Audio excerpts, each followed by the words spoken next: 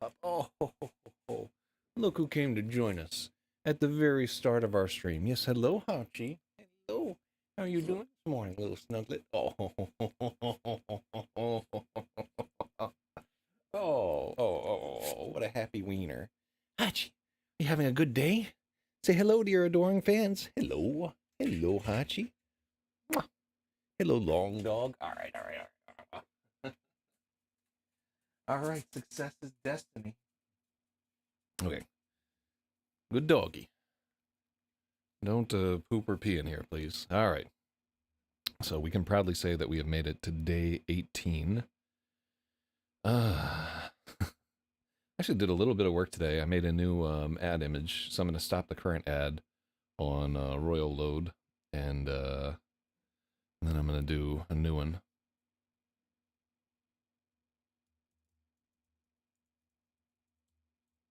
Mm-hmm.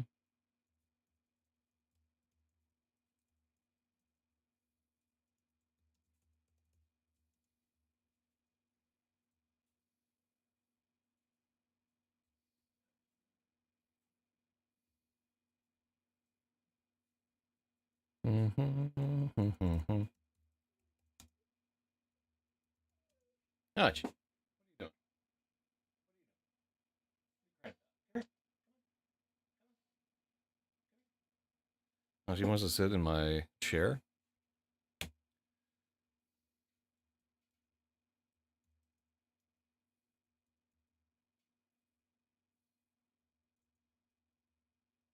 All right, I think those are the only people that are really getting in on this. Logic, Agatha, Sloth, and sometimes Vicodin. Vicodin pills. I see there. But yeah, I believe that we can get in on this. How'd you? Oh, oh, does she want a ball? Oh my! I haven't even started the game yet. All right.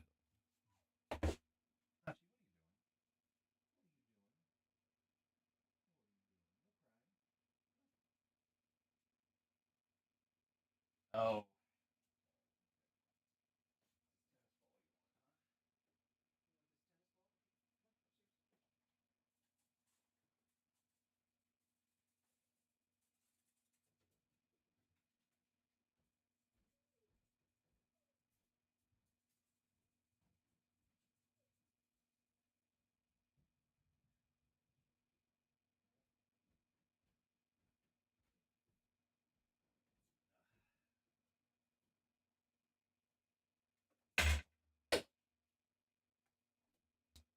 Well. Ah. Lord, what a thrilling start to our work for the morning. Yes, hello. If you're just joining me, I'm Zach ZYZ. This is the edit of Robin the Prodigy. It is my 11th novel, I think. Although some of them are real short, so probably like, if we want to talk novel length, maybe like fifth or sixth. What do we got here? Look at all these books I done wrote. Oh man, so many of them. But as you can see, many of these are very short and easy to pick up. If you've never got this one, not even on the market yet. Hey. So, Robin the Problem is a story about a young boy who is 13 years old in 1979 in Albuquerque, New Mexico. He is diagnosed with acute lymphomic or lymphoblastic leukemia. It's acute lymphoid leukemia. And he is really going through it with the chemotherapy and everything. He just lost his mother. It's a bad scene. And his grandmother brings him into a hobby store where in the back room there are two older kids playing a war game. And at the time, he's blasted out of his mind on chemotherapy drugs. So this war game just enters into his consciousness, and he is enthralled and starts to imagine a series of fantasy battles and so forth.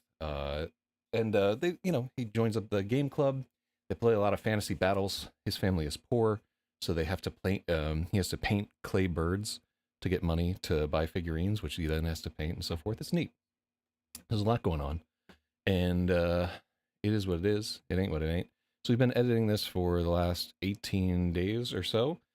We're about halfway through the work. A little on my backstory. I'm primarily a science fiction and fantasy writer. I do a lot of weird street graffiti, and yes, I have an evil secret identity, which is not really much of a secret at this point. There, and I've been radio forever. So, with that said, let's begin the chapter. The way that this works out is I'm going to read each line, and what I'm listening for is things that don't sound right to my ear. My theory is that writing and reading take up two entirely separate parts of the brain, and when you engage one, you can engage the other in a way, shape, or form. Anyhow, it's worked well for me since I've started doing these edits online. One, I used to be terrible about editing. I never wanted to edit. I just hated it. Here, hold on. Let me make sure this mic is on. But then I started editing on Twitch and on YouTube and so forth like that, and people would like chime in with comments and so forth, and it became fun. So now I have a leaderboard here. You can see there's a two-way tie for the top of the leaderboard there. Every time somebody suggests an edit in the chat and it's recognized, let's see, here's one of the books. I will give that person a point, and then when we publish the book on the copyright page, you can see thanks to like all the people here. Hold on. Let me take a real gander at this there. You can see thanks to all the people. Like Spathywa got 363 edits inside of this thing. That is crazy. But anyhow, whoever has the most becomes the edit ace for that book, and I spend them like a signed copy of the book and a special hat and some other stuff. But really, it's just about having fun, chilling out, and relaxing while we try to win a Hugo Award. That's my lifelong goal with this writing. Oh no, that little dog is bringing a tennis ball over here, which means I'm going to have to evict her from the joint. Yeah, you can see in the conversation last night, we were talking about a bunch of reptilians and stuff. So anyhow, as we're going along, I can't always respond to your chats when I'm like deep in the middle of it, but I will try to. And then, que más? That's about it. I'm always happy to answer questions and so forth. During like the writing streams, I am useless, right? Because I'm totally focused. But during editing, I'm lazy. So we'll get back to other stuff. Anyhow, so what's happened in the story so far? We had a lot of development on the fantasy campaign. Currently, Robin Martillo is playing a weekend-long sort of RPG, like a proto Dungeons and Dragons, with the guys at the Games Club, and they were going to have a special session on Sunday night, but his grandmother wouldn't let him go unless he agreed to go to church with him or with her. His name is Robin. Her name is Una, and they're both Mexican. I think originally from like the Zacatecas region. Both of them speak pretty good English. Robin, like, definitely more so. And this chapter is all about going to church. So let's get to it. And also, I'm open to suggestions for what we should entitle these chapters when all is said and done. Oh, yeah. Update titles. Let me see. Are we even hitting Twitch? Yeah, we're sort of hitting Twitch. It says that 9 people are viewing, but I do not see it, boys. I think it's just an anomaly in the matrix. Yeah, man, it doesn't seem like it to me. Let me just throw this one other place. I'm trying to focus on Twitch. Let's see.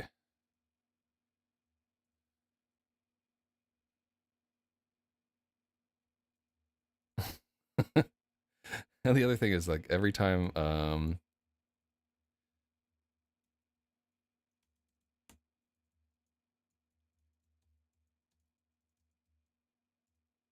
cool. Yeah, I posted, there's a Discord called Twitch Writers Network, but it used to be like a lot more popular than it is now. Sometimes people straggle in from there. It is not very action-packed this morning, so I can't blame anybody that doesn't want to read or whatever, but I'm going to get into it. Just an FYI, this is like a the sections that are set in 1979 fall into the category of historical fiction, and what that means is like all the facts within are supposed to be researched. Like I'm supposed to get this right. Like all the stuff about San Felipe de Neri and so forth. I should have these things right. And like a lot of them I took off of like old Facebook pages from Remember Albuquerque groups and so forth. So anyhow, so if you see something that you know is wrong, or that seems like an anachronism, especially language, that seems like an anachronism, I'm very interested to know. The other thing is that I'm also very interested in anybody who speaks better Spanish than me, which is everybody who speaks Spanish, or who has gone through childhood leukemia or gone through like a major childhood illness. It's very important to try and get some of these things right. I am telling a story that's like way outside of my own experience. Praise Allah. Um, 'cause I don't want to have leukemia. But you know, like everything you write about outside of your experience ties into your experience. So that said, let's begin with a tut of triumph. Tut. So tut here is an onomatopoeia. There is this sound that she's making. Oh, no, I don't like that actually. Um, because she doesn't actually say tut. She would make a different kind of sound like and then we would call it tut. All right, so I'm glad we didn't change that. With a tut of triumph, Una captured the last handicapped space in the church lot. They parked beside the Cottonwood Madonna.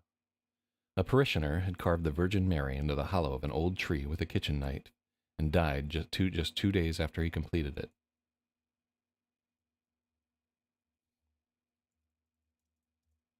Years ago, I need to place this in a time.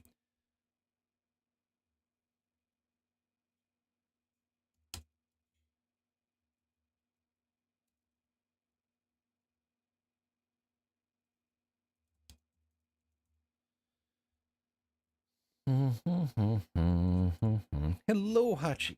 Hachi. So this dog is our ticket to Easy Street. This is Hachi, my beloved.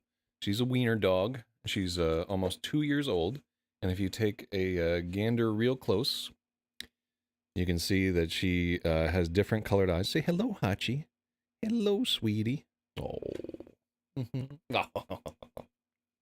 Hey, buddy. Hey, buddy.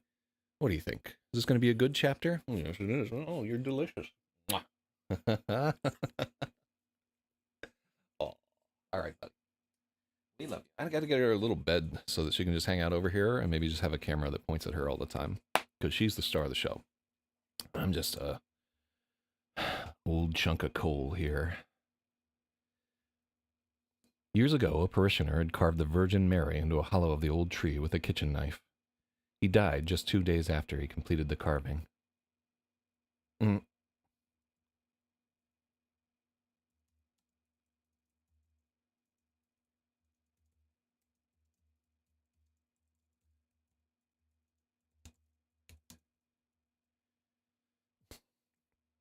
Okay, and so this is called the Cottonwood Madonna, and this was a real deal. It did exist there, and then lightning hit the tree because it was a blasphemous piece of idolatry, and so they had to take the stump and move it to the front of the church. Yes, hello, I am Juice Man, who is, let me, hold on, I'm going to take a look at your channel on twitch.tv and find out whether you're a good person or a bad person.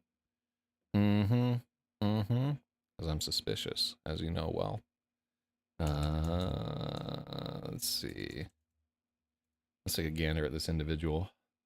Find out all your secrets and such. Let's see. Community. Yours. Let me take a gander. Honestly, I don't have time. I'm just gonna have to assume that I am Juice Man. What do you stream? Let me see. Let me see if you got a thing on there.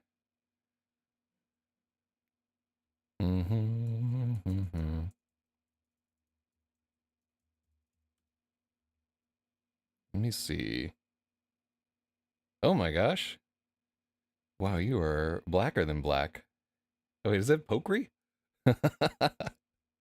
Wait, so you're playing 100 ranked priest wins in Hearthstone. How long? 6 years ago. See how rude my girlfriend is to me in just chatting? Oh, this is dope. Hell yeah. This is a good channel. I like this. All right, what's up? I am Juice Man. It look a lot like my homie Pokery from way back in the day. You must have subscribed. That honestly, that would track. Is that Pokery? I don't want to dox you if you're not trying to be seen like that. Oh, what's going on, buddy? It's been a long time. Yeah, wait, hold on. Let me take a look at this. The girlfriend's hot too. Do you still have her? Damn. That's what I need in my life. Looks like you were playing Apex Legends and so forth. I have no idea. Mainly on YouTube sometimes, but I'm here streaming to 0 viewers. Amen to that, buddy. So the new book is good. No, we broke up. Good. That's honestly, that's even better, right? I gotta delete that shit. LOL. Hold on, let me click it before you delete it. Uh, yeah, I wanna. Oh, that's amazing. There. Yeah. Did you Are you on FNet or whatever, or I don't know how much we can get into all this. See, the thing is, I'm trying to promote this stream to a very liberal audience, and if I reveal it's Timar, it's you, Timar. Timar, you got to snap up Milkness and get her to stop bothering me, man. Bro, lure her into that island. 100%. What's going on, Timar? What a G. Yeah, man. Give her something to focus on. It's not like messaging me all the time. I'm trying. Yeah, man. You know what it is?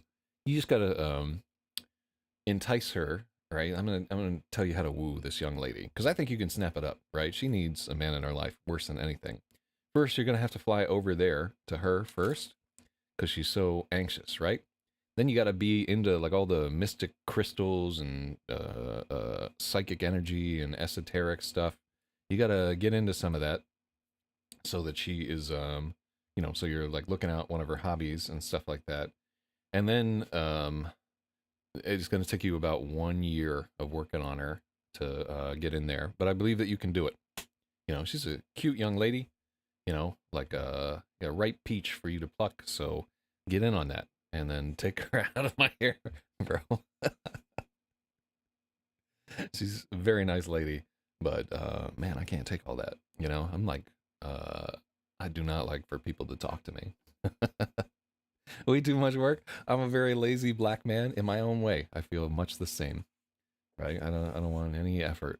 All right, I just want to chill and write science fiction books. There, I haven't even gone to any contest or conventions this year. It's partly too because I don't want to drag the dogs to a convention. It's a lot. All right, but let's get down. You should start streaming again, bro. Like, are you streaming anything on YouTube? I would watch. Hey, look, T-Mar's a jovial guy. Or call into my show sometimes and talk about this. Anyhow, let's get to it. I gotta get to the story. I woke up late today because there's a new intestinal parasite going around Romania, and it has got me spurting sideways. So, yeah, I woke up like 5 times in the middle of the night. Like, oh, time to make another bombing run. All right. With a tut of triumph, Una captured the last handicap space in the church lot. They parked beside the cottonwood Madonna. Years ago, a parishioner had carved the Virgin Mary into a hollow of the old tree with a kitchen knife. 2 days after the carving was complete, he died. Una had told Robin the story at least 5 times. "Wait here," she ordered. Wisely, she took the keys. Robin watched her hobble across the lot and barge into the sacristy. He was tempted to just leave. Only the promise of the game later kept him in his seat. He baked for a while.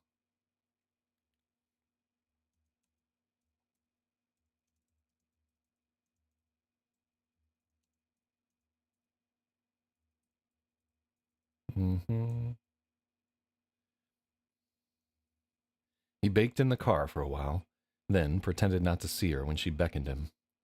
He let her make it halfway to the car before he looked her way, then acted so...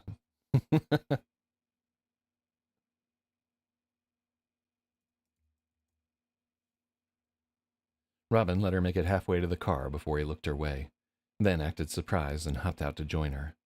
She huffed with exasperation. Petty, but effective.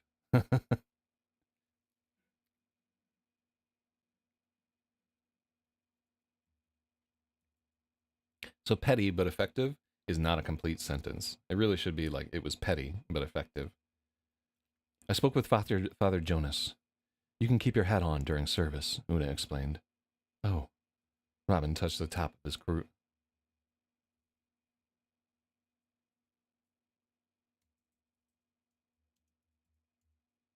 Robin touched the brim of his Cruz Azul cap. He wore it so much he forgot he had it on. Una was doing...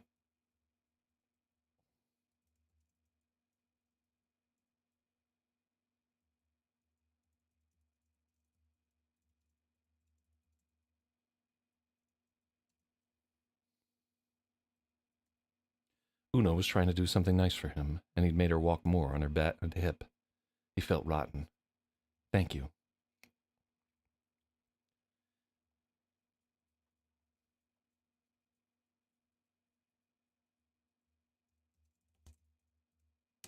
It took a while to make their way around the church to the entrance, but they were still early.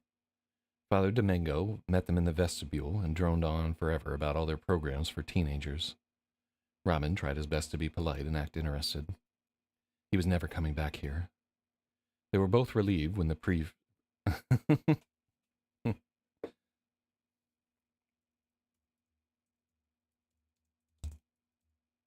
Robin and Una were both relieved when the priest flapped away to the nave.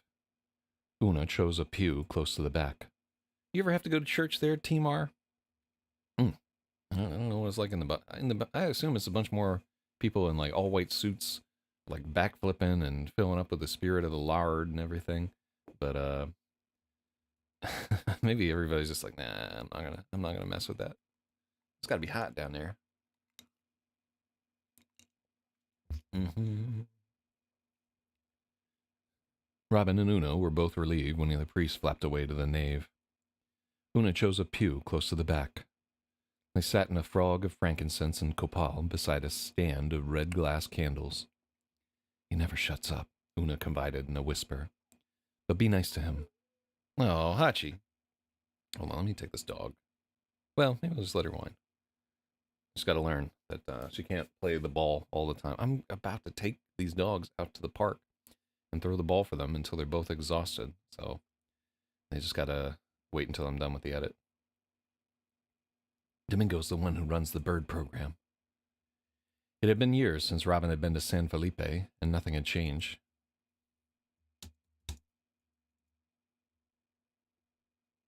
It had been years since Robin had been to San Felipe de Neri, and nothing had changed. It was still a sea of gaudy white and gold, with painted saints. With painted saints and a wooden cross. Everything smelled and felt old. His eyes fell on an image of a sheep with a sword. Gloria in excelsis, esse agnos Dei. What's that mean? Robin asked. Glory to the highest. Behold the Lamb of God, Una translated. Cool. Will the Mass be in Latin? Robin, wait, would you say Mass or the Mass? I think he would say Mass. Will Mass be in Latin? Yeah, let's find out. Let's consult the ultimate Catholic.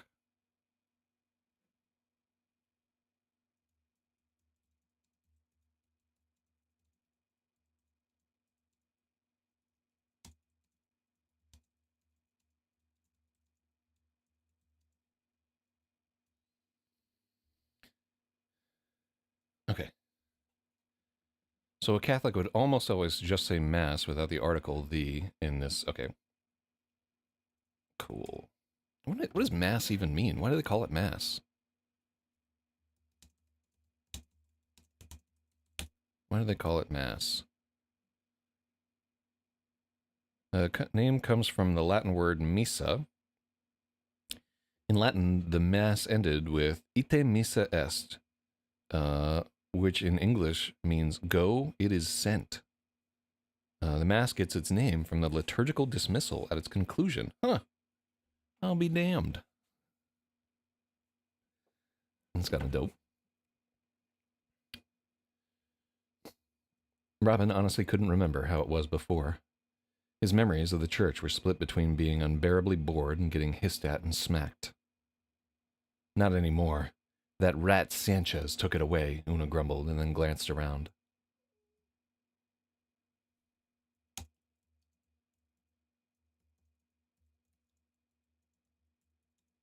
She glanced around the pew. Don't tell anyone I said that. The new archbishop is a tree-hugging hippie. If you want to hear a real Mass, there's a secret one at Our Lady of Sorrows in Bernalillo. Wait, it's Bernalillo. There's a secret one at Our Lady of Sorrows in Bernalillo. That's okay. People began to fill the pews. A few said hello to Una and Robin.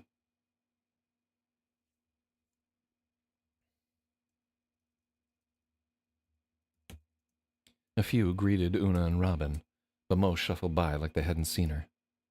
Robin wondered if it was because of him or Una.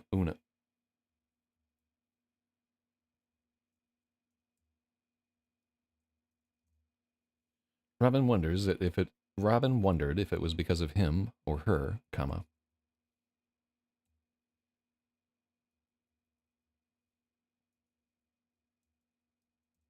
Robin wondered if it was because of him or Una. Maybe there was some unspoken agreement not to bother people who sat at the back. A family with a young boy passed by. He pointed at Robin and loudly asked,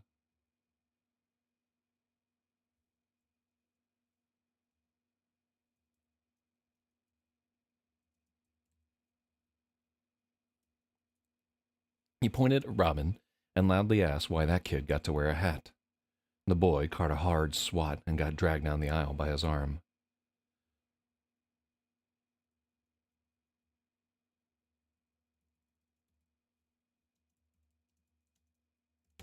The boy caught a hard swat from his father and got dragged down the aisle by his arm. Robin felt a twinge, but it was just a kid. He didn't know any better. After all the big talk about youth programs, Robin hadn't seen anyone else his age. After all the big talk about youth problems, Robin hadn't seen anyone else his age. How long will this take? Robin asked. A little over an hour. If we're lucky, the homily will be Father Jonas. He doesn't waste words. Jonas. Do we have to mill around after? Robin could remember being stuck in the plaza with Una's hand locked on his, desperate to escape. Grandpa Hector always wanted to talk to everyone and their cousin under the blazing sun. In their cousin? Why?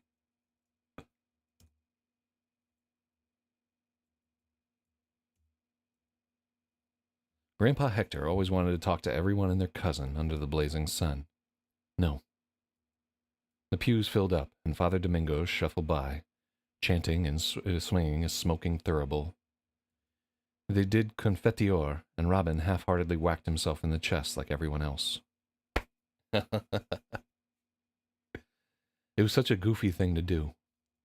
He sat through the bilingual liturgy, noticing the creed and consecration were much more weighty in Spanish. The English version seemed almost flippant by comparison. Then came the gospel. Father Domingo droned on and on until Una pinched Robin's arm. Stay awake and sit up straight, she hissed. Just like old times. Robin complied and glanced around. He wasn't the only one. Heads swayed through the nave. Why were all these people here, wasting their Sunday? Vlad was a better orator than this yammering priest. At last, Father Jonas climbed into the pulpit and cleared his throat. Robin steeled himself for another snoozer, but Jonas had other ideas. His voice was loud and strong. The whole cathedral responded, alert and anticipant. The sermon began with the Eagle of Mio, and his panegyric on the holy angels. This part is metal.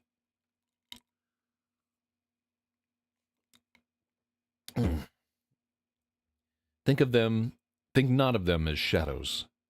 They are the ministers of the Almighty's lightning. One single angel, by the mere exertion of his will, could overturn the foundations of the earth and send the stars into chaos, for they move the very spheres of heaven. Their anger is not like ours. It is a holy, tranquil fury. They do not hate the sinner, but they love the justice that strikes him. They are the iron walls of the city of God, and those who strike against them are broken into dust. Robin sat up. This was more like it. All around the room, eyes were shut and heads were low, not from boredom, but so people could push out everything but the word. But so that people...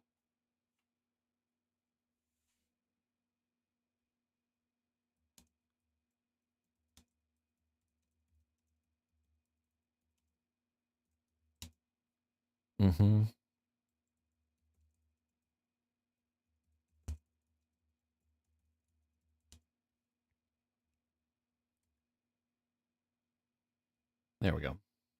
All around the room, eyes were shut and heads were low.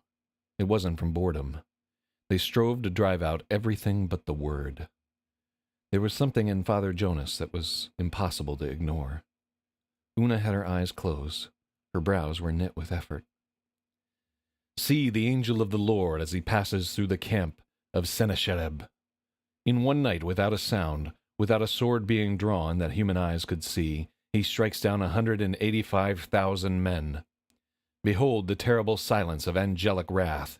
It does not shout, it does not boast, it simply extinguishes.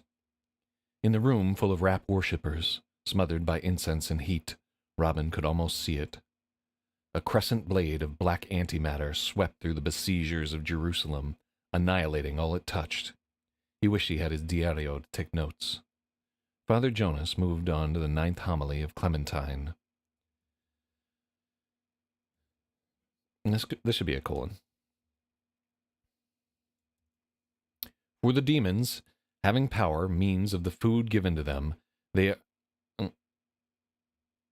For the demons, having power by means of the food given to them, are admitted into your bodies by your own hands, and lying hid there for a long time, they become blended with your souls. And through the carelessness of those who think not, or even wish not, to help themselves, upon the dissolution of their bodies, their souls being united to the demon, are of necessity born into it, but whatever places it pleases. And what is most terrible of all, when at the end of all things the demon is first consigned to the purifying fire, the soul which is mixed with it is under the necessity of being horribly punished, and the demon of being pleased. For the soul, being made of light, is not capable of bearing the heterogeneous flame of fire, is tortured, but the demon, being in the substance of its own kind, is greatly pleased, becoming the strong chain of the soul that he has swallowed up. Gangsta. As the sermon ended, Father Jonas's eyes landed squarely on Robin. A chill ran through his neck. Something needful in the priest's stare reminded Robin of the coyote. He was glad when Jonas moved on. The collection basket swung by on a pole. Una pressed 50 cents into his hand. With regret, Robin tossed away 2 birds' worth of work. The bells rang for consecration. They said the Lord's Prayer, and they sat through communion while Pescador de Hombres strummed on a 12-string guitar. The mass is ended. Go in peace. Una was as eager to leave as Robin. They were the first ones out the door. The falcon started on the first try, as if it too was eager to escape. See? I told you, Father Jonas is good, Una said. Robin had to agree. He couldn't wait to get home to his diario. Una stopped at Furr's supermarket on the way home and bought fresh tamales for lunch. When the dishes were through, she clicked on the radio and began to roll out dough. Robin painted birds at the kitchen table. He was still irked, but mostly over it now that the ordeal was over.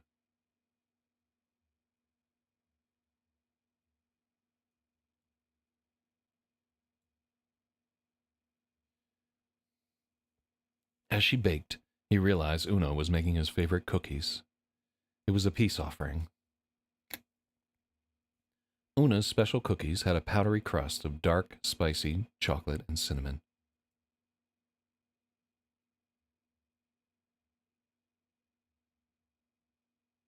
This doesn't quite work.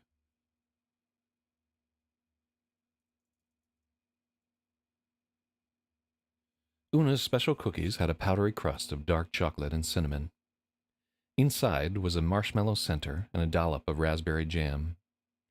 Una called them Biscohizos de Malavisco, marshmallow biscuits. The smell reminded Robin of Christmas. When the first tray was done, she poured 2 cold glasses of milk, and they each ate a piping hot cookie.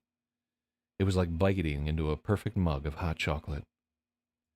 I was going to shape these like dragons, but there's no time. I suspect those boys won't mind. These are so good.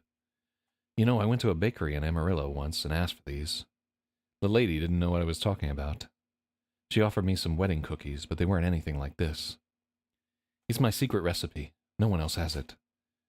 Regular biscojitos have lard.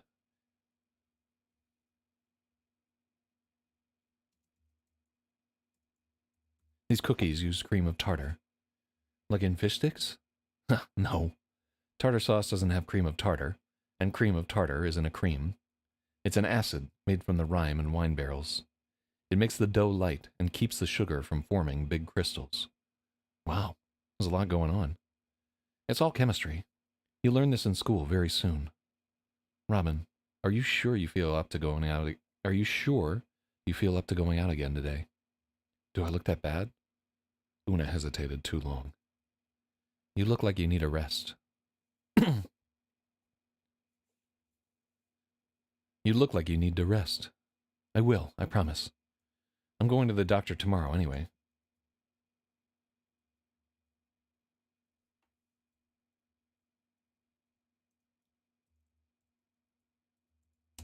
We're going to the doctor tomorrow anyway.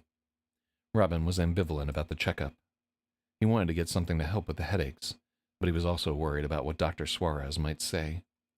What if she told him no more games, or put him back on that awful diet? I know your friends want to see you, but if you need to stay, they'll understand. I'd just be sad here in bed. The game helps me not think about it.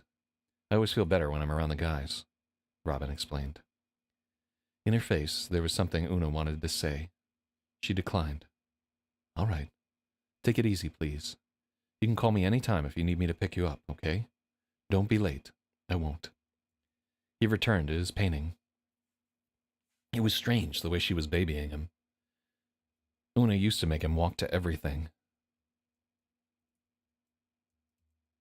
Back when he was 9, she once kicked him out of the car for mouthing off. He had to walk halfway across town to get home. By the time he got back, the sun was setting and his church shoes had rubbed the backs of his ankles raw. Una put iodine on them and told him it served him right when he cried. She looked over a few times while Heart of Glass played out on KFMG FM. She looked over a few times while Heart of Glass played out on KFMG FM. KFMG FM. Una waited until a break between songs to speak.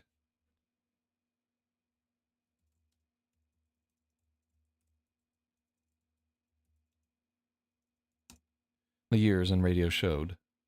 Una waited until a break between songs to speak. I'm sorry I made you go to San Felipe. I know you didn't want to. I hope you got something out of it. It was, well, the sermon was kind of cool. Robin searched for something to say that wouldn't commit him to going again. Father Jonas said he would be willing to talk to you, if you have questions about anything. He's very wise, Una offered. That's all right. She didn't press any harder. The afternoon flew by. Robin finished a bird just 5 minutes before Duncan was supposed to arrive. He went to the bathroom to wash up. Oh. The boy in the mirror was haunted. It was pale, with haunted wells under his eyes. He tried to brush the bad taste out of his mouth, and when he spat, it was red. His gums were bleeding again. No wonder Una was taking it easy on him. He looked horrible. That is a chapter right there, boys. I like it. So I like a lot of stuff that this chapter is doing. Their Catholic faith is sort of a critical part of Una's temperament, and Robin's lack of that faith is a big part of his character. So let's do chapter 33. And then let's go back to right. Add a chapter.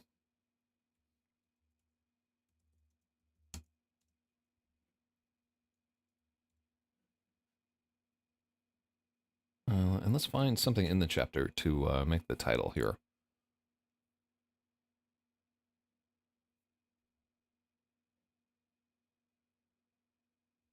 I like Gloria in Excelsis. Ooh, actually, I say Agnus Dei is way better for this. Yeah. Esse Agnus Dei. Esse Agnus Dei. All right, cool. Yeah, man. We keep as the story goes on, we have more time to like work in more of these elements that make it kind of live and breathe, like Una's special cookies, San Felipe de Neri, the Cottonwood Madonna. Um, like a lot of our plot and so forth, it's just giving us time to fill in um, these key details. Because at the end of reading a book, you cannot remember. Well, you can like remember the plot, but the plot doesn't stick with you. Um, the characters, you can remember them a little bit, but mostly that's not there. What really like sticks out at you is a few moments within that book that captured your attention so much that they like weave into a part of your life, like a scene or like a particular turn of phrase or a description. Like those are the things that really stick into people. So I try to have like a few of those in every book, and it may be one of the shortcomings of the way that I write, that we try too hard to get those points, and there's too much detail, and it just bogs down the narrative and so forth. Because a book is emotion, right? Something has to carry you through to reading at the end, and generally like that's the plot and the character development and so forth, or else you will not complete the book, right? It's like a song where you turn off the radio halfway through; it's useless. Um, okay, but I like this. So what we're building to there is kind of tension about Robin's condition, and we've just been dropping hints throughout this that something is up with young Robin Martillo. Whew. Wait, does controller work with this? I don't know what this. Oh, this is a controller for a different kind of lighting.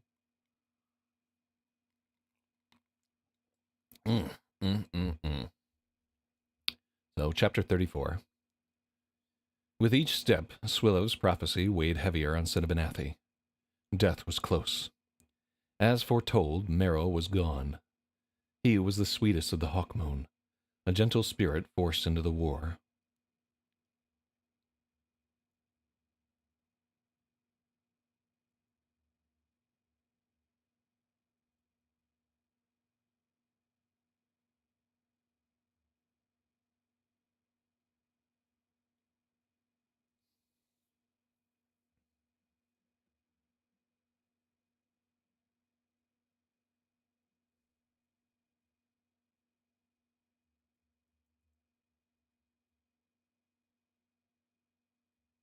All right, so we need to. Yeah.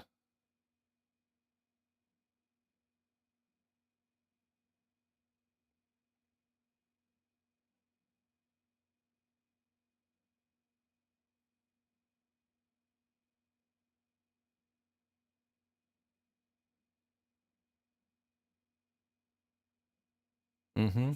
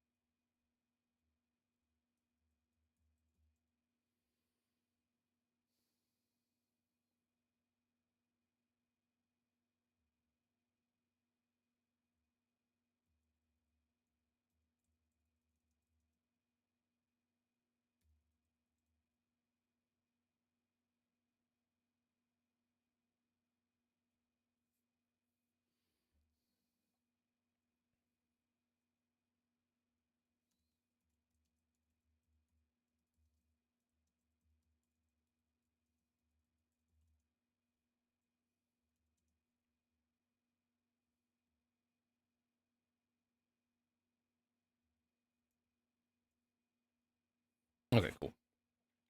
In better times, Merrow had practiced Tardisavis. This aspect of a crystallis focused on growing crystals and gourds together in harmony to create beautiful cups and bowls instead of weapons. A single piece might take centuries to complete. Morrow was the steward for many works begun generations before. The war came before he could begin a family of his own. When he died, the line was severed. Perpeta eta. The reconciler's tomb was a perilous place. The Dark Elves is capital. Dark Elves always getting a bad rap. Mm-hmm. The dark elves were gone, but their weapons... We call them black elves, actually, through this. The black elves were gone, but their weapons remained. As the party crept through the throne room, an awful rumble checked their steps.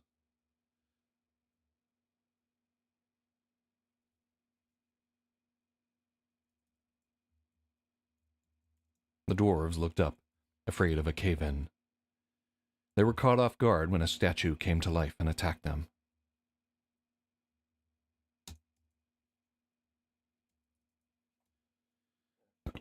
They were all caught off guard when a statue came to life and attacked. Marrow was closest. The golem surged from its niche and grabbed Marrow with inhuman strength.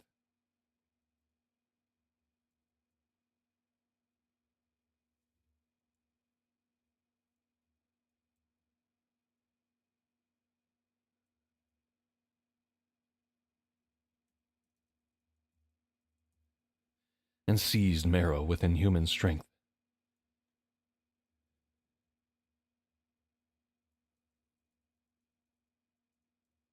Marrow kicked his legs, there we go, and cried out as he was lifted from his feet. Cinnabanathi lunged with Faflets and slashed deep into the obsidian arm that held her friend, but it was too late.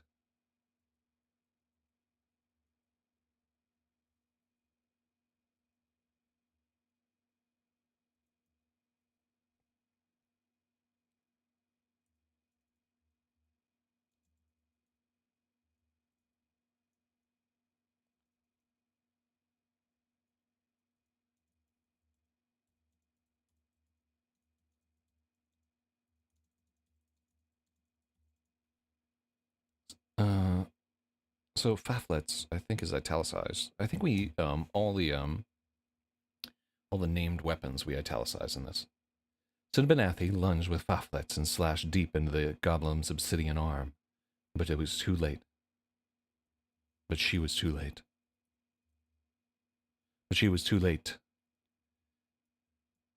Ooh. The golem crushed Marrow's head like a chick in the egg. Cinnabanathi would never forget that wretched sound. Poor Marrow. But he was only the first.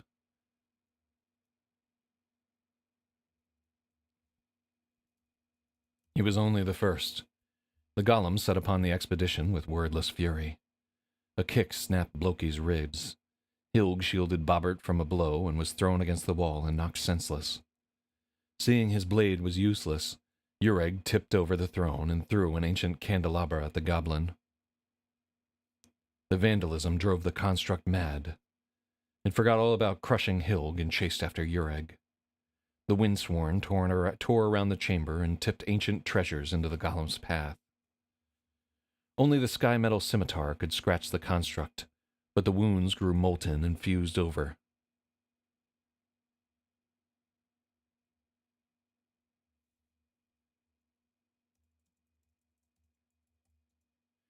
But the wounds grew molten and his glassy skin fused over.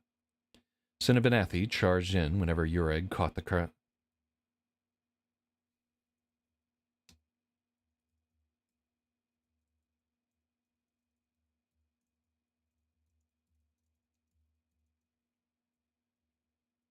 Cinnabanathi attacked from the rear and leapt free before it could retaliate. It was a perilous dance. A single misstep was death. It was Bobbert who realized that the goblin drew power from the ebon obelisks at either side of the throne. With a nullifying sigil, the apprentice severed the arcane length. Arcane length? Oh, this is supposed to be link.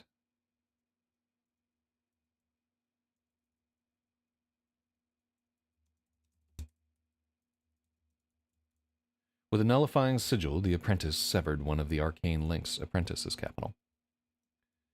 The golem slowed to half speed. Hilg was back on his feet. He smashed his silver-headed hammer into the second obelisk. With an inhuman roar, the obsidian monster exploded and blasted shards across the throne room. They were all peppered and bloodied, but intact.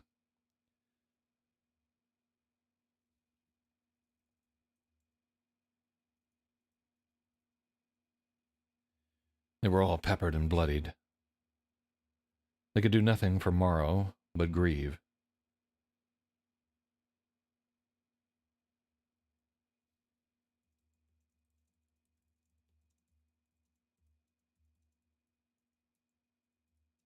There was nothing they could do for Marrow but grieve. Cinnabonathi sobbed as they pressed on. For all her sorrow, the troops at the barricade paid more.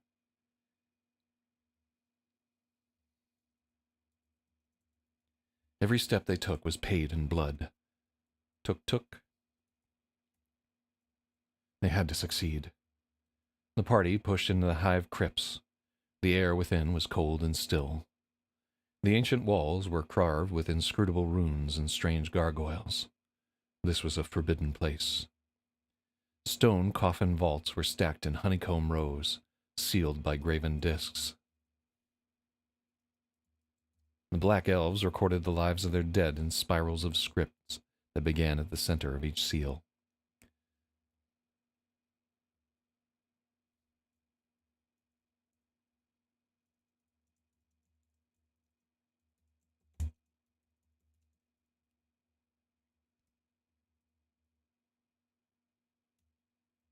Looted. A few of the vaults had been looted, but most were sealed. Cinnabonathi dared to hope the reconciler's tomb was intact. Disappointment hissed from their lips as they reached the final rest of Abaxios Osloon.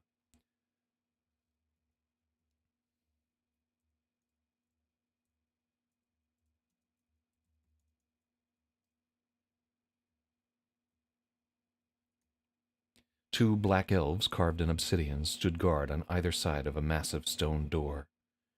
The great portal was cracked open, just wide enough for a thief to slip inside. Cinnabonathi churned with regret. It was all for nothing. She led Marrow and Cinderman to their deaths.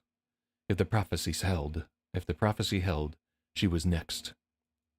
Faflets glimmered in her grip, alive in the presence of strong sorcery. The party eyed the statues from a careful distance, justly worried they might come to life. The Black Elves had a sinister beauty. Cinnabonathi felt an unreasonable urge to smash them. "Hilg, lend me your hammer," Ureg bid, thinking the same. The old dwarf's eyes were raised to inspect the ceiling. "Don't. There's old magic here. It's terribly strong," Bobbert warned. Oh, wait, I should have used the Bobbert. Don't. There's old magic here. It's terribly strong. Oh, my God. He was like a Sandlot voice. I don't think I can do the Bart Simpson voice. Like caramba. No, I can't at all. "Stone's wrong," Hilg warned. He tiptoed closer and pointed out a thin, rusted shim wedged into the slab beneath the doorway arch. It was a pressure plate. If they had stepped on it, the stones above would have buried them all. "Bless you, Hilg. I'd have never seen it," Cinnabonathi said. "Few would. Our feet are rooted in stone, no matter how far we roam."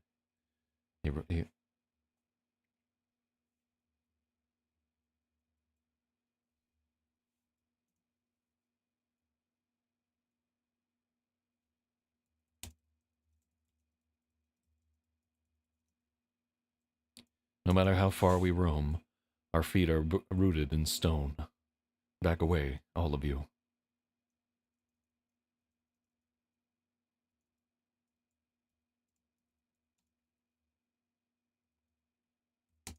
If I fail,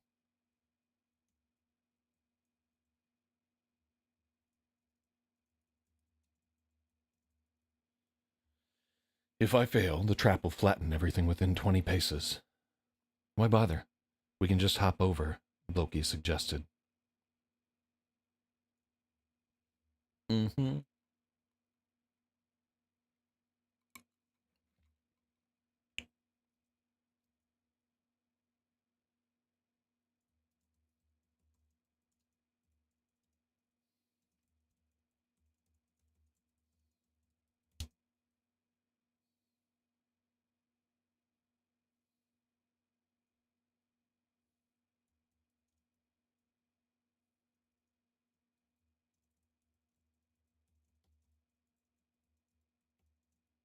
No, he used the coil of rope.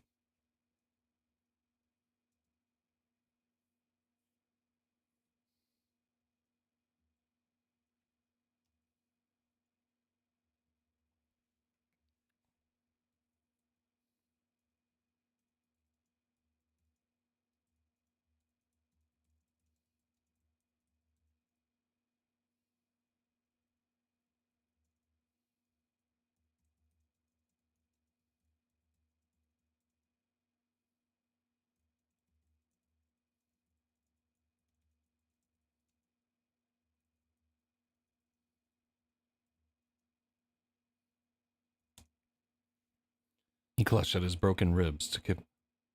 Mm-hmm. No, it's.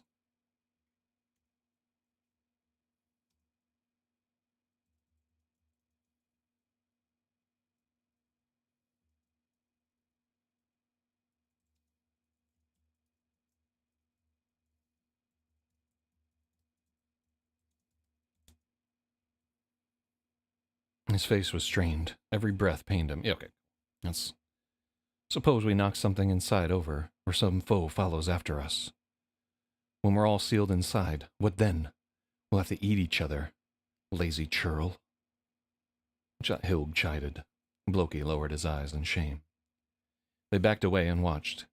Hilg knew his trade. He worked at the mechanism, drove 3 spikes at different heights, then swung his hammer at the bottom one. A loud ping made their bones leap. Afterward, Hilg stomped on the plate, sure of his work. The trap was dead. Let's see what's inside. Give us a better light, Bobbert. Hilg's voice was sure, but Cinnabonathi did not miss the way his... Hilg's voice was sure, but Cinnabonathi did not miss the way the hammer trembled in his grip. Bobbert conjured a brilliant sphere and sent it floating inside the tomb. They waited a 10 count, and Hilg followed it in. Bog's beard, Hilg cursed. He looked for traps and was shaken.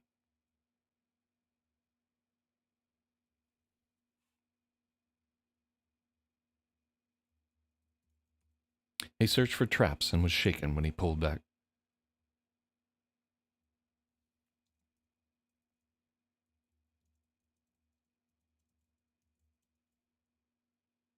A queer place.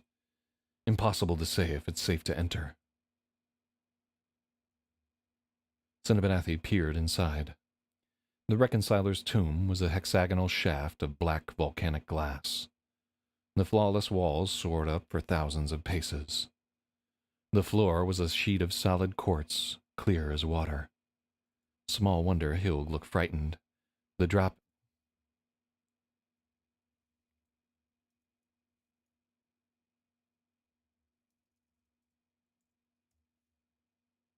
No wonder Hilg looked frightened. The drop seemed bottomless.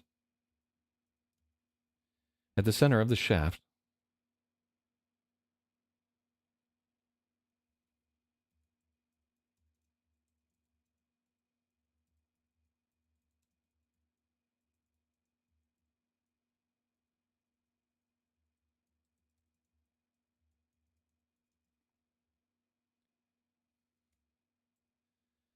at the center of the room was the reconciler's crystal coffin.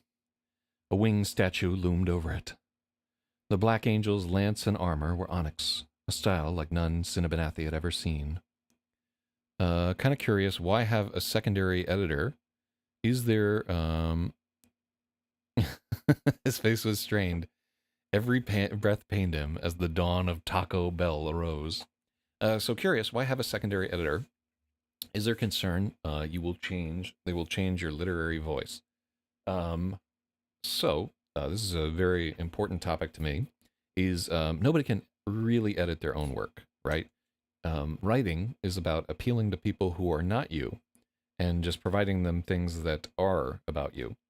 And the problem is that people are very bad at knowing what other people will put up with, right? Only very, very like well-trained, non-indulgent, disciplined writers can put out something that wouldn't be significantly improved by an editor. I think an editor improves the quality of your work something like 50% when all is said and done. And 50% is like really night and day, the difference between the two. So you need an editor to cut out the things that you think are amazing, but like that nobody understands. You need to an editor to let you know when you're trying too hard and it's falling flat. You need an editor to tell you, like, hey, you need to cut this out, or this isn't fleshed out enough, or I don't understand this, and so forth. The service that they provide is invaluable, right? And like anybody who doesn't use an external editor, frankly, does not know what they are doing. And so, yes, I have absolutely gauged the difference between human and AI editors. AI editors are, I'm going to pay $1 for this. They're dog shit, right? They have some capacity, and hold on. This is worth my $1. There we go. I feel that strongly about it. Um, and this is going to change, right? This is not forever. We now have $32 that we're donating to the Leukemia Research Foundation. Wow. Anyhow, they have no ability to rewrite whatsoever. They will always suggest, like, sort of the most mundane version of what you have, because AIs are a conglomerate of what they've just basically like stolen every book, right? And averaged them together. And the work that they do is painfully average there. It can't understand like any of the finer parts of allegory or whatever. It can just get like a very baseline confusion. It's like if you had like also I'm not gonna too deep into it, but really and truly, like the AI is very good at picking out grammar, because grammar is like a set of rules that's important, but it doesn't know where you're supposed to break grammar rules, right? It will always stay within like this comfortable pocket of what accepted mass media paperback type writing is like, right? Also, its style is too formal for fantasy or whatever, because it's averaging like all these articles that it's ingested and so forth. It does not have the ability to convey like any sense of wonder or whatever. All the prompts and stuff that it will give you are very generic, right? And so, like in a novel that was edited by an AI, about 30% of what it would suggest would just be like flatly wrong, right? So any writer that just goes along with it because they don't know what they're doing, they're taking that 30% wrong and like incorporating it into their work and damaging it irrevocably, right? There's a reason why so many people are like, I'm not going to use anything that AI has touched and so forth. It's because somebody who just blindly accepts what the AI is telling them is ensuring that their product will be mediocre, right? And then furthermore, like more damaging than just being mediocre, because like maybe I've written some mediocre books and so forth. The end product is not yours. Like writing is about your unique experience and your unique take on things, right? Like something that you deeply believe and feel, and like a concept. Like when I wrote Zeros, I was dreaming about the final quarter of this book every night for a month. Like before I would drift off to sleep, I would think about it, and it was like an image that I couldn't let go, and I had to write the book just to get that cool thing out of my system and into other people to read. Like I really put like my heart and soul into it. And AI can't do that. AI can't dream. AI can only like hallucinate. And writing really is about giving somebody the gift of something that's so important to you that when they read it, they have like a feeling like they're transported to somewhere else, and that thing that you have created sticks with them for the rest of their life. Like there are books that I've read where I will never ever forget what's going on there. Solaris, like when they're taking the flight over the sea of plasmic creations and so forth. I will never forget that description. It's amazing. Um, so that said, AI has a very strong case for proofreading, and for analysis. It's much better than human beings, right? The AI's ability to analyze pacing and flow and so forth is great because it can hold the entire work in its memory, right? Like this book is 500 pages long, right? I can maybe remember at a single time like 15 pages worth of stuff, like word for word, and the AI can analyze the entire thing. It can weight it against examples in the genre, and it can do comparison to another work. Like when I wanted to work on this, I compared it to another work in the genre that had like won some awards and so forth. Like what their pacing was like, you know, how sort of like a weighted rating of the quality of each chapter and how it flowed there. And I wanted to make sure that like at the end of it, my book would analyze better than the award winner there, because my goal is to win an award. So it's definitely a tool that you can use to analyze what's going on, and it can certainly fix a lot of dumb problems that I don't want to trouble like a regular editor with, but it cannot do this process for you. And honestly, like the more you use it, the more you're losing a little something there. You have to be very disciplined in the way that you use it because it will like because it's so easy, it will poison you and remove the very difficult effort you need to like actually write. Writing is very hard, right? Like is I'm like 20 years into like learning how to do this, and I'm still probably like no better than like a middling talent, right? Uh, and this is like all my effort. Like every day I work on this, sometimes for like 4 or 5 hours every single day for 20 years, and this is where I'm at, right? There's still huge gaps in what I'm doing and so forth. Um, so very difficult to do. Um, anyhow, so what a human editor does is they give you like it has to be like an editor that you trust, where you know that they do good work and so forth. That human editor gives you an external perspective which is irreplaceable. In many cases, they will save you from yourself, like your excesses that don't work and so forth. A good editor will have like 20 or 30 years of experience editing where they've seen tons of works. They have a good idea of what is trite and what's played out in the genre. You know, they will warn you, like, hey, I'm not really feeling this part. They can cut entire chapters and force you to rethink what you're doing and go back and they can see the spots where you're phoning it in and make you fix them. Like a good editor will not fix the parts where you're just being lazy. They will make you go back and do it, and you get stronger every time that you do it there. And the other part too is like an editor will teach you humility over time. I can think of countless times where I've told an editor like, "Nah, I don't think you're right," right? Where a year has passed or 2 years have passed, and I've gone back and I'm like, they were right. So if you work with an editor, I always tell people when they're right and they told you so, and you find out that you were wrong, go back and like, G chat them or whatever and be like, hey, by the way, you were right. Editors love to hear that there. So a lot of my works recently have been, oh my God, why?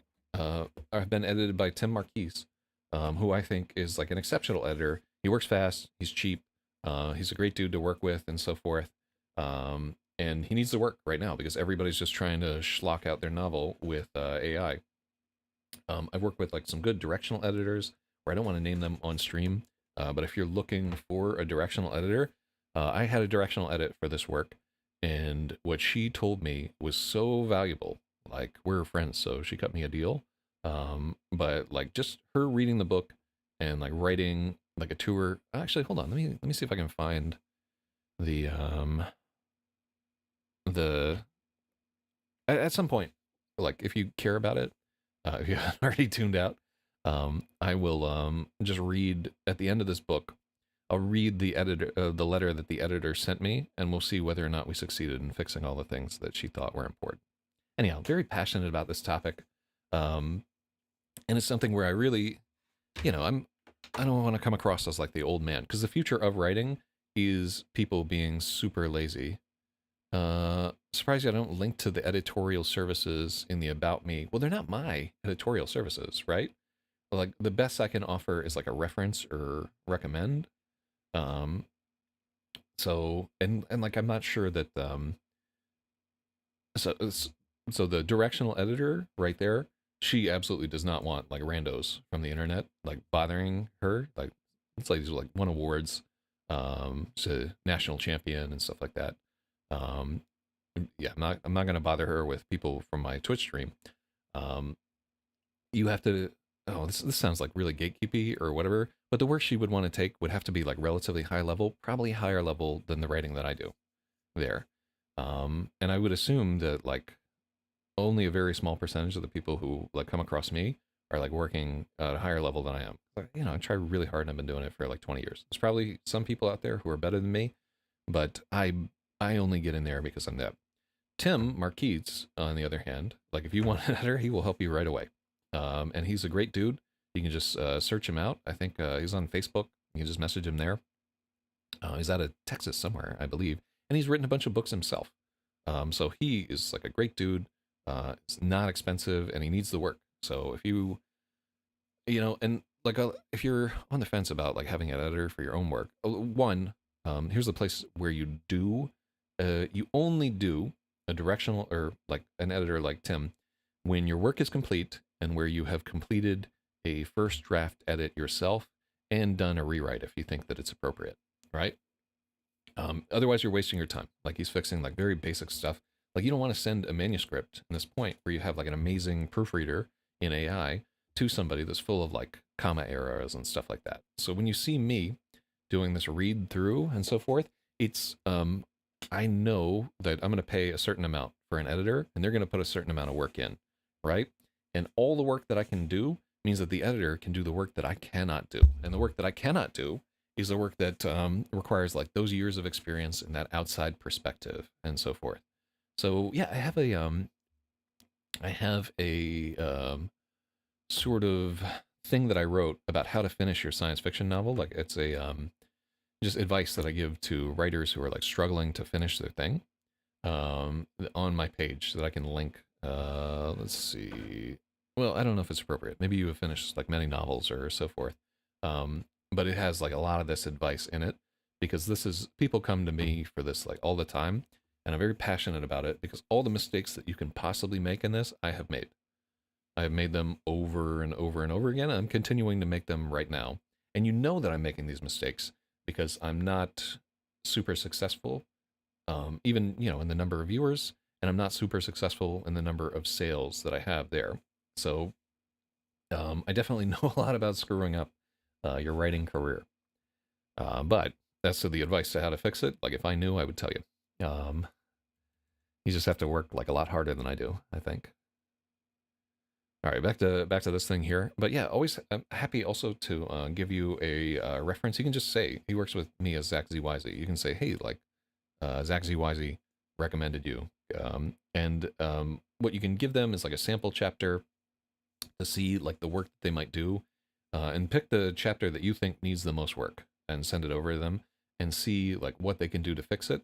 Because an editor is like a barber, or a masseuse or like a dancing partner or whatever. You need somebody who works with your personality or it doesn't work at all, right? There's a reason why there are like legendary pairings of editor and writer all throughout the thing because each of them provides something that the other cannot, right? And there is like very much an ebb and a flow and a give and a take and a need for like mutual respect and trust between the two. And those relationships are very, very difficult to forge. And if you have a good editor, they're worth their weight in gold. So anyhow, hopefully some of that diatribe is helpful. Yeah, I should clip this thing so you can just hear me ranting about like how important an editor is and how AI is poison and so forth. I've been warning people about AI since like 2015 in my books. I really think it is a disaster for the human race, and we'll soon find out like exactly what it does to people. But a lot of things are a disaster for the human race. Like people don't currently read for pleasure, right? We we have people like graduating high school and going to college where functionally they're illiterate, right? It's going to be a very different world in the next little bit, and there is a price to be paid every time that you're lazy and you do something half-assed or don't try or don't even attempt it or whatever. There is a price to be paid, and we are currently in the process where we're like exponentially multiplying our laziness, and we will pay an exponential price. Leave you me. But here on the stream, we're doing this the hard way. We're really trying, and like all this was written by me.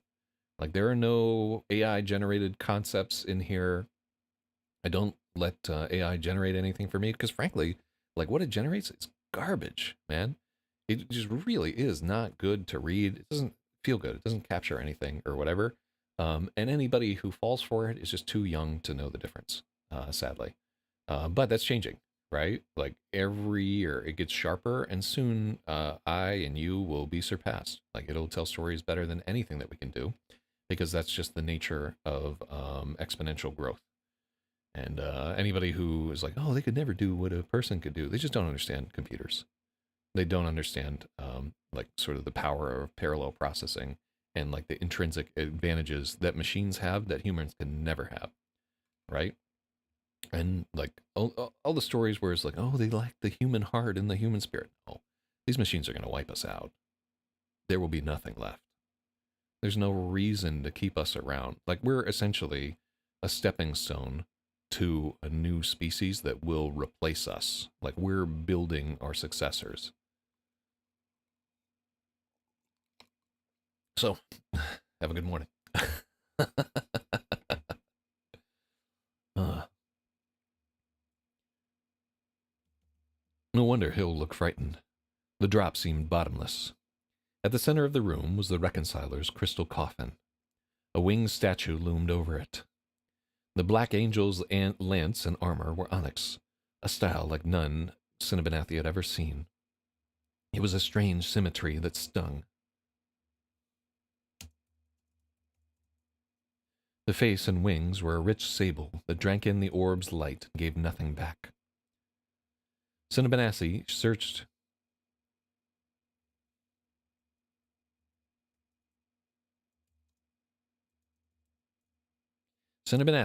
the angel's face. So I want search, but with her eyes.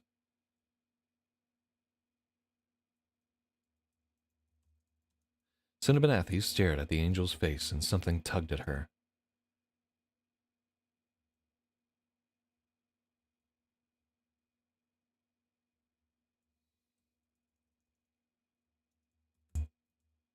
And a feeling tugged at her. It was something dangerous, seen in some half-forgotten dream. The thief lay face down in the chamber, just 6 paces in. Sorcery? None that I can understand.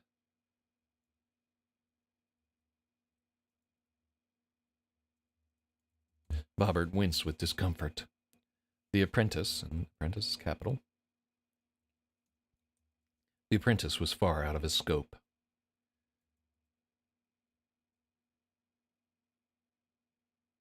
Cinnabanathi was about to offer to go in first. This was her expedition, after all.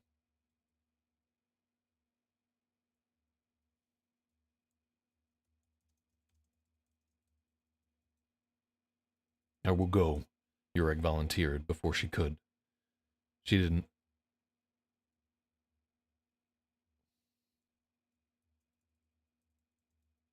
Cinnabanathi did not argue. Humans could be replaced. Bold Ureg stepped onto the quartz floor and stamped his foot. He walked all the way around the border. All was still.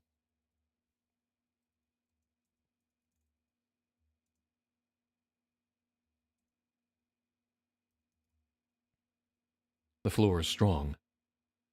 Shall I search the coffin or the corpse?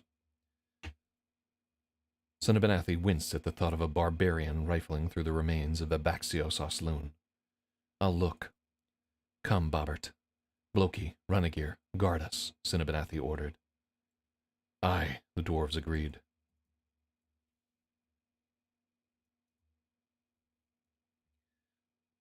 Cinnabanathi and Bobbert entered the tomb.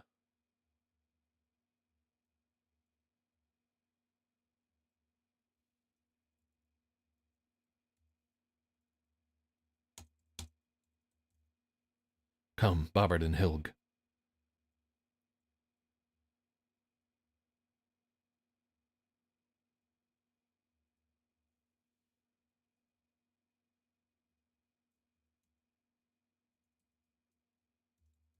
They entered the tomb. Hilg followed them in. So I think this Ureg thing here is because Ureg got written into this scene later, right? Ureg was originally not on the expedition and so forth, and we're doing something with him here just to make sure that we haven't like forgotten about the character, right? Like, he needs a line or reason to be on the stage. And also it gives us an option to like get to the next part and include him in it there.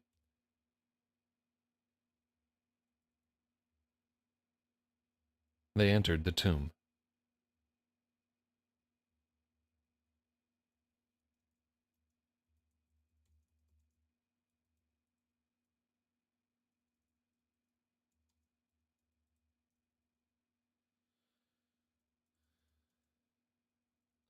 So I almost want to say that their steps are timid, but it's not too much.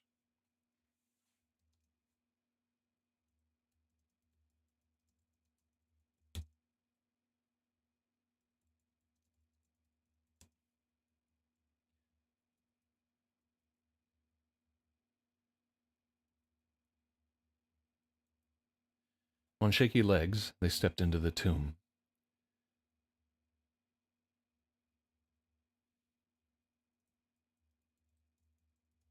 Cinnabonathi checked the thief first. She was long dead, but her body had not decayed.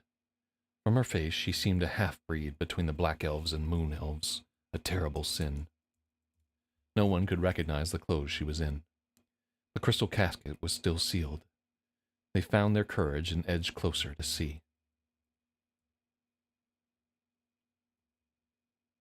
Edged closer. Inside the casket, the body had crumbled to dust. There was no relic, no staff, no sword, no scepter, not even a signet ring. There was nothing that could rally an army around. Cinnabonathi choked back a cry. This is all her fault. They'd lost so many.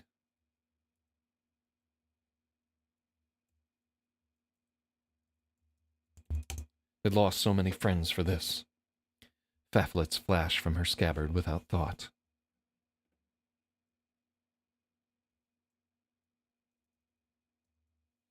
Phaphlet's flashed from her scabbard without thought. Distraught, she did not know if she meant to smash the casket or fall upon her sword.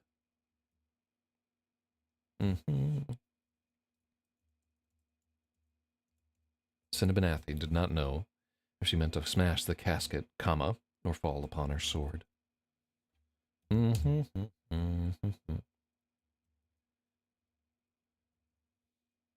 the sudden blue light, she saw that others were all stuck in time like flies in sap. Each moment creaked path at 1,000.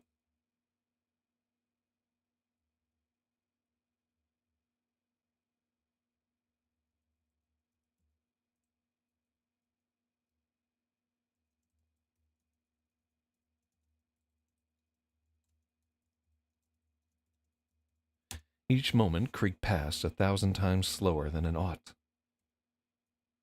Her glance to see if Bobbert was all right seemed like it took minutes to complete.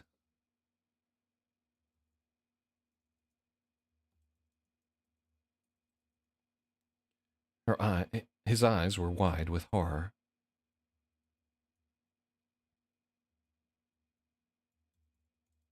Bobbert's sorcerous light died, and there was nothing but the sorrowful shine of Phaphlet's. Through the walls, distant stars shone. Ooh.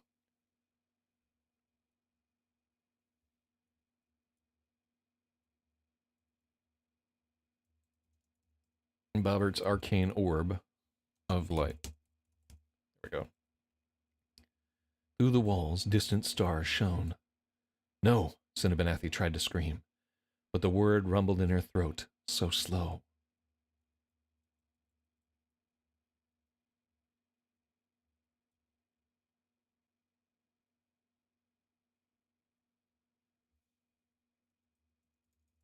Impossibly slow.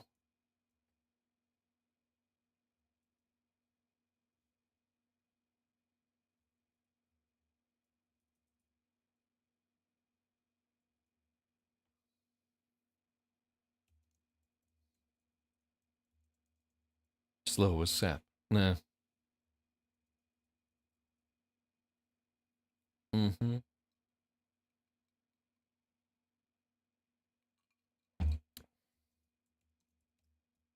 I do like so slow there. It's not like grammatically correct, but I also don't want to put it in italics. The Black Angel's eyes cracked open and burned like molten gold. The eyes did not see. They revealed. Cinnabonathi saw that the onyx of her armor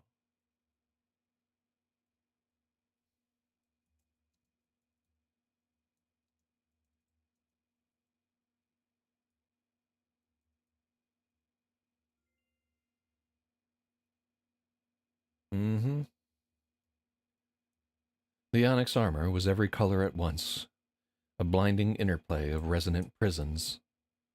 The sable of her skin was the space between the stars. Her stare was a merciless ray of flame that burned away all pretense. This was a force they could never complete. The expedition had intruded on a celestial being. That doesn't need to be on a new line. The expedition had intruded on a celestial being. Cinnabonathi's empty lungs cried for air. The thunder in her ears faltered, fainter by the heartbeat. Spasms of desperate prayer screamed through her mind and disappeared like pebbles cast into a lake. There was nothing she could do or say. Let's call it the Black Angel. The Black Angel knew her. Under the golden, unforgiving gaze, Cinnabonathi and her warriors had been weighed in the balance and found wanting. Each lie, blunder, and shortcoming was laid bare. Hilg stiffened in agony, crushed under centuries of mistakes. Though he lived only a fraction of their spans, Ureg suffered the worst. Black deeds rippled across his giant frame and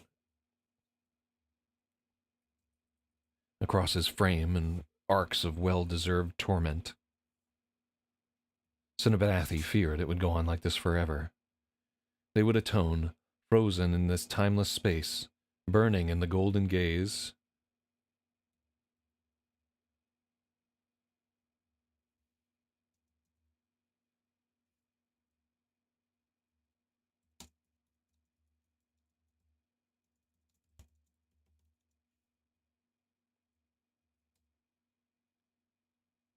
Cool. I like this whole penance stare scene. Cinnabonathi feared it would go on like this forever. They would atone, frozen in this timeless space, and burning in the golden gaze until every debt was paid. They would die on their feet, just like the thief. It might take centuries. What was time to an angel? Movement broke the spell. Bobbert was free and dared to defy the Angel's capital. With Hilg's silver-headed hammer drawn back, the boy dashed forward to smash the casket. Swift as a kingfisher, the Black Angel flew forward with her lance. Cinnabonathi had no time to think. From instinct, she hurled herself into Bobbert and knocked him aside. Faflets flashed high for an impossible parry. The angel was faster. The point of the lance slipped over her guard and stopped, a finger's length from her face. She waited to die.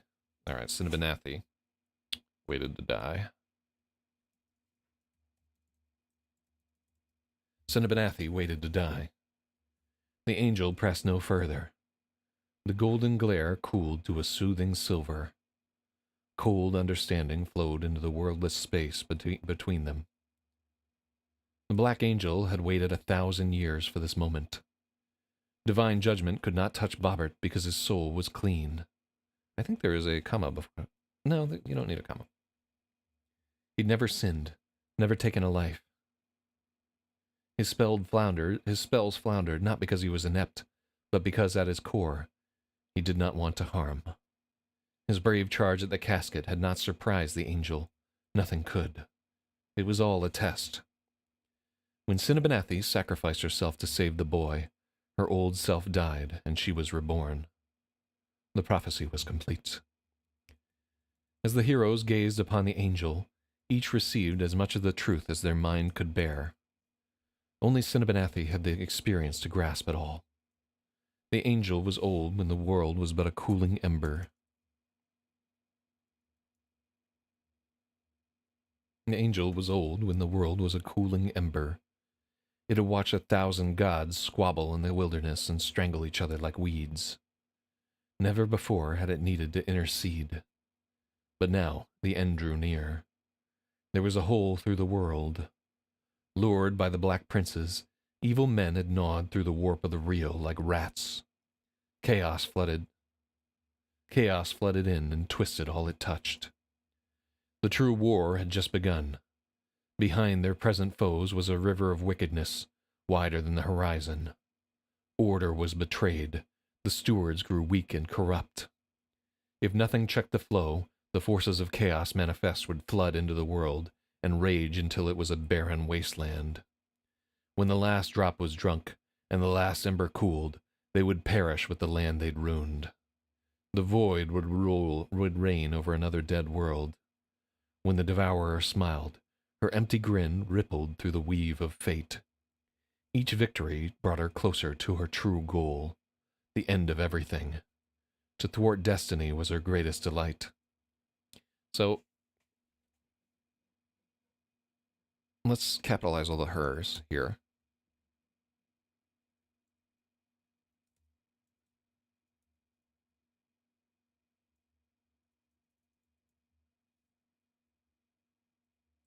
Mm-hmm. Cool. I like it. Now the hour was very late. The angel needed Cinnabonathi to explain for her. Bobbert was too small a vessel to contain this sublime understanding. He had to make a choice. The sacrifice could not be compelled. With halting words, Cinnabonathi tried to translate. The reconciler is gone. Another must take his place. This angel offers you a chance to surrender yourself and become the new reconciler. If you accept, you will raise a great army and fight in the final battle to save the world. I'm just an apprentice, Bobbert sputtered. What if I fail? They looked to the angel for guidance. She gave none. I accept, Bobbert decided. A distant chime sang in their ears, and a shiver ran through Cinnabonathi's being. She could see no outward change, but somehow everything was different. There was a new gleam in the apprentice's eyes. A great presence walked with him. The angel closed her eyes and came apart. The sable skin broke into fine black dust. The motes split again.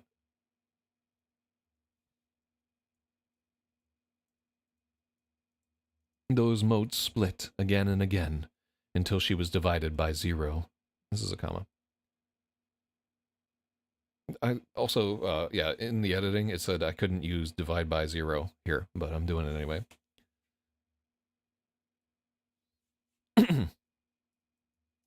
The black-winged armor and her ebon lance remained.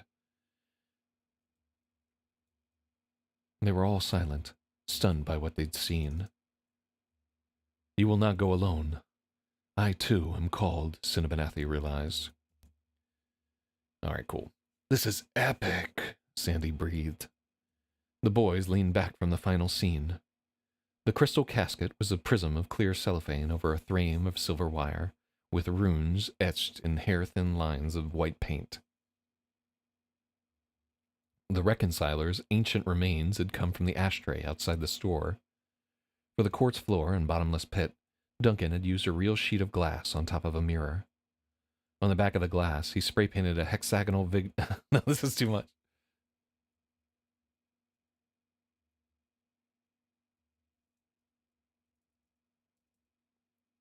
On the back of the glass, he spray-painted a vignette, masking the lines so they were razor-sharp. Duncan was so clever with the terrain. It made a lot of sense that he wanted to be an architect. You could have told me I was hoarding shriek shots for nothing, Chuck needled Vlad. Awesome encounter, though. What happens now? Are Bobbert and Cinnabonathi out of the campaign? They're still in, just changed indelibly by their brush with eternity, Vlad explained. Wicked. Here you go, Robin.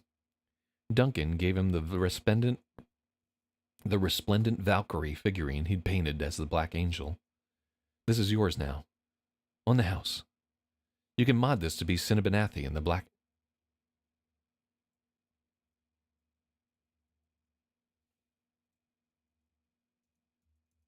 You can mod this figure to be Cinnabonathi in the Black Angel armor. Oh man, awesome. Thank you. Do I need an Abaxios Osloon too? Robin asked. He didn't have enough birds to afford one yet. Eventually. Maybe we can say it takes a while for Abaxios to train him up. You can use your Bobbert figurine until then.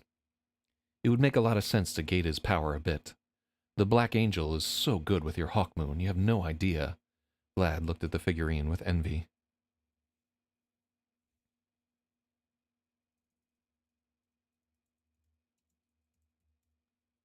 At the Black Angel with envy. With this, and the Shardrake plate, the Heartbroken Brigade will be a nightmare.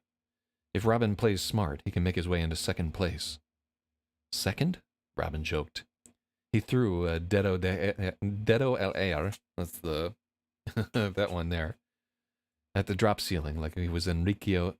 He threw a Dedo el Air at the drop ceiling like he was Enrique Borgia. Everyone laughed.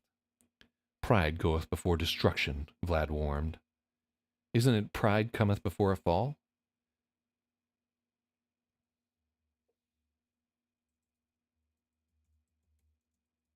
Chuck corrected him. No, you're misquoting Proverbs. 16:18. Pride goeth before destruction, a haughty spirit before a fall. Is that right, Amsler? Chuck asked. Don't ask me. I forgot my entire Torah portion after my bar mitzvah. Is Proverbs even in the Torah? It isn't, Vlad confirmed. You guys should read up on this. Pretty much all fantasy stuff that isn't borrowed from mythology is just a direct ripoff of the Bible. C.S. Lewis, L'Engle, even Tolkien robbed everything they could. Pass, Sandy shook his head. Duncan and Chuck chuffed with disinterest. Your loss, Vlad shrugged. It had been an awfully religious day. Robin looked down at the Black Angel. Her wings were fanned. The lance was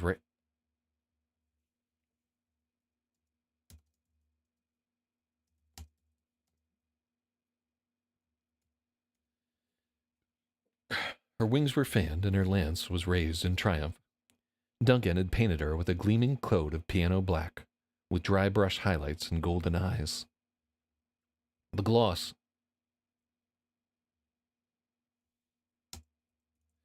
paint looked cool, but Robin had no idea how to remove it so he could paint the face to be Cinnabonathi. How do I get the gloss off to paint it? Robin wondered. Brake fluid, Sandy and Vlad answered at once and nodded to each other. If I don't have brake fluid, will alcohol work? Maybe. You can try oven cleaner, too. If I were you, I'd just remove the head from your Hawkmoon champion and transfer it to the Valkyrie instead, Sandy suggested. Cut the head off, Robin fretted. Desperate times require great sacrifice. Vlad used the Swilla voice. A head swap is easy. Come by my place. I can lend you my coping saw. Maybe you can give me some chess pointers. That'd be cool, Robin agreed. Don't bother trying to teach Amsler chess. His sister's got all the brains in that family, Vlad jabbed. And the looks, Chuck piled on. Beset by both sides. That's how you know I'm right, Sandy smiled. Ignore these goofs. Come through. It'll be great. I live in Hoffmantown. So Hoffmantown is a real suburb of Albuquerque, New Mexico, where all the Jews be at. So I'm told. Watch out for his mom. She'll bite your head off like that Gollum, Duncan warned. Sandy rolled his eyes. There was some joke there everyone got but Robin.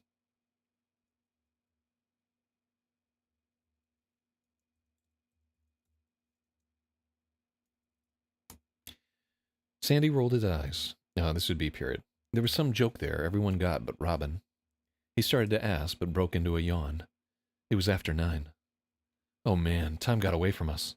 Maybe you should call your grandma, Duncan suggested. There was no need.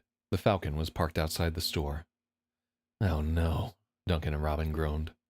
Robin slunk outside. Sorry, Una. I was just about to call. Una was already out the door.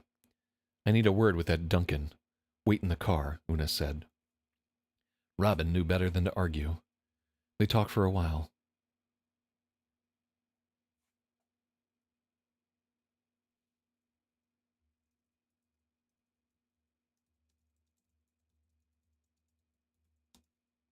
She was inside for a while. Robin squirmed, imagining Tita chewing Duncan's ear off. She came out with the tupper he'd forgotten and tossed it into his lap. She had a strange energy, like she wasn't even mad, just anxious. Sorry, Robin said. Put your seatbelt on. Did they like the cookies? Una asked. Oh, yeah. Sandy said they're the best he's ever had. Smart boy. He asked if his mom could get the recipe.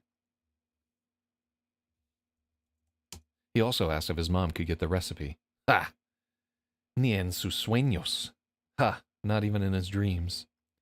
The Falcon slid onto Lomas Boulevard. Robin felt robbed. Goofing off after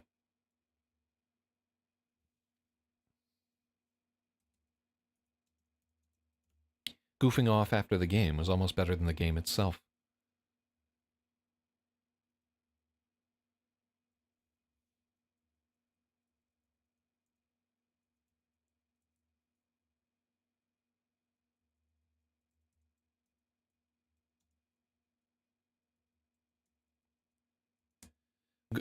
Robin felt robbed. Goofing off after playing was almost better than the actual game. All the guys were cracking jokes and laughing in the war room, and all he had to look forward to was Dr. Suarez tomorrow. He wished he never had to go home. Mm. Mm-mm-mm. It's a strong chapter. A lot going on there. I like, so, I always like to write like these encounters with like divine and infinite being scenes and so forth. One, because I did a lot of acid. And the other part is there's a book called The Curse of Chalion that I read, which is by Louis McMaster Begold, who, by the way, is one of the only people who has won both a Hugo and a Nebula. Her writing is like a little boring, but also fantastic. Like you kind of have to soldier through. She does not have any concessions to marketability in her books. She's just writing about the things that she thinks is important, and she's a G, you know, really strong writing. But anyhow, new chapter. Let's do this.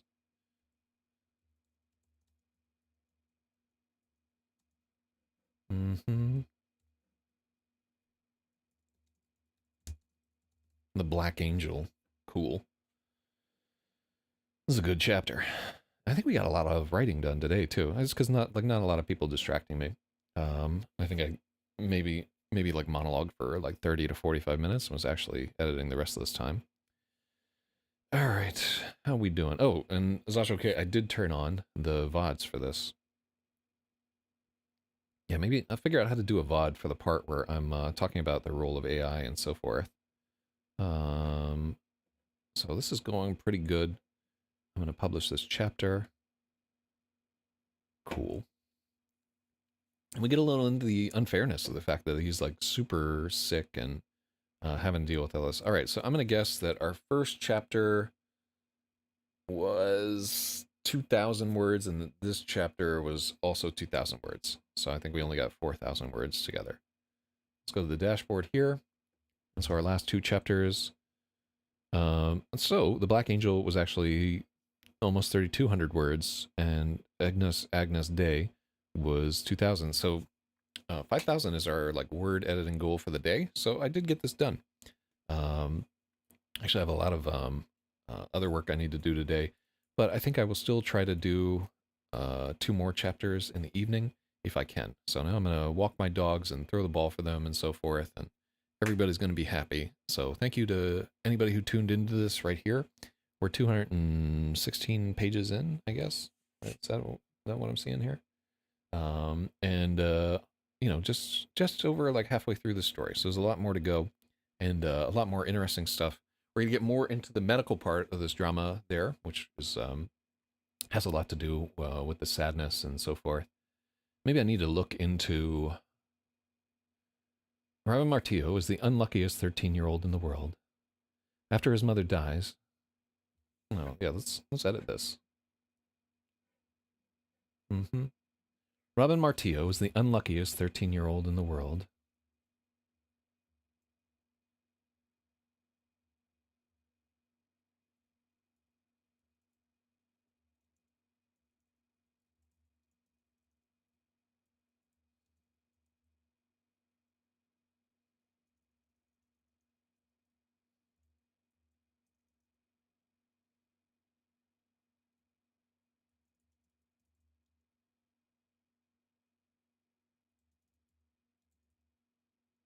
His mother is gone, and he's left with nowhere to go but Albuquerque.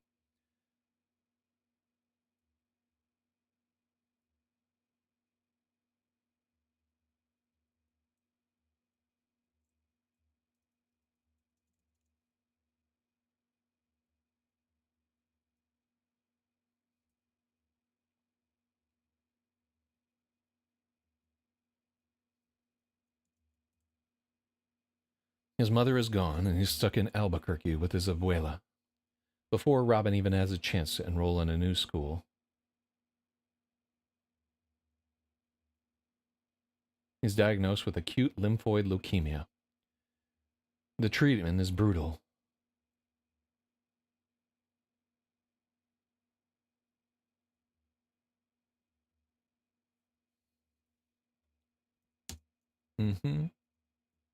Even with it, the chance he'll survive to 18 is only 50%. Friendless and too sick to play football or ride a bike, there's nothing left in his life to keep him going. Then the magic happens. Stumbling into Duke Games,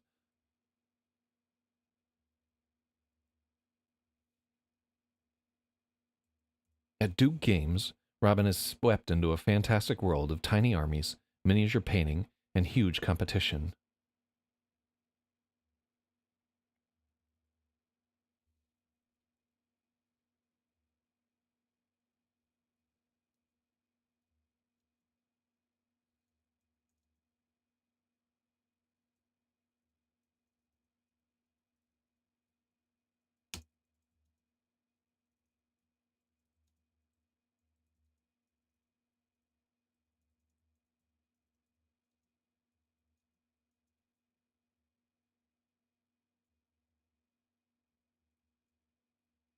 The War Game Club has a rich campaign full of tactics, backstory, evil legions, and defiant heroes.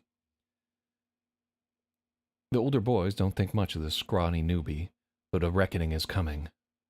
While the battles play across the tabletop, the inner war rages on. With enough victories, Robin can earn the club's respect. With enough friends, he can find the strength to fight on. All he has to do is win. Robin the Prodigy is a completed novel of 60 chapters that will be posted daily starting on June 1st. That's a lie. Drawing inspiration from the early days of tabletop wargaming, RTP has been exhaustively researched for historical and medical accuracy. But we still need your help.